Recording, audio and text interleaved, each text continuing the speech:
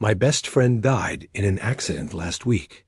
It was the kind of accident that happens to other people, not your friends, not someone you go to school with, not until it happens to you. And then it's the most normal thing in the world. It was 2A, and my phone was ringing.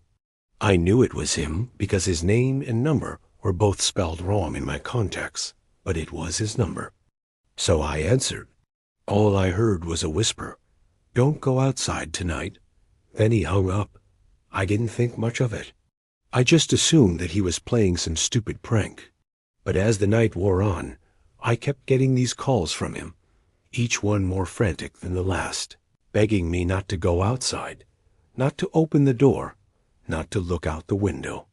But curiosity got the better of me. At around 6 in the morning, I got up and I looked out my window. Standing in my yard was the most normal thing in the world. There was my bicycle, my basketball, my garden gnome, and standing next to it was a boy in a t-shirt and jeans. He had brown hair, a bit longer on top. He was staring up at me, and he was smiling. Then he did something that I never expected. He pointed at my window, and he mimed throwing something. I don't want to sound like an idiot, but in that moment, I was scared. Was this some kind of a game? Was he trying to break in? What did he want? He started to walk away, so I called the police. When they arrived, he was gone.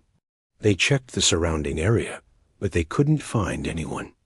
They told me that if I got any more strange calls, I should report them right away. But I knew that whoever was calling me wasn't outside anymore. And I also knew that I wouldn't be able to go back to sleep. I went to school, but all I could think about was the boy in my yard. We don't live in a very dangerous city, so I just assumed that he was some kid who'd gotten out of his parents' car and walked around my yard to try and scare me. But when I got home that evening, I got a call from the police.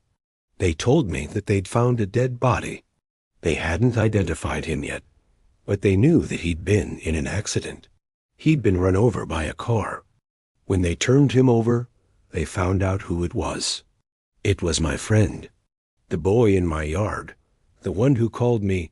He'd been dead for hours before I even saw him. To this day, I don't know why he called me. Maybe he wanted to say goodbye. Maybe he wanted me to know that it wasn't an accident. Maybe he just wanted me to look out my window one last time and see him one last time.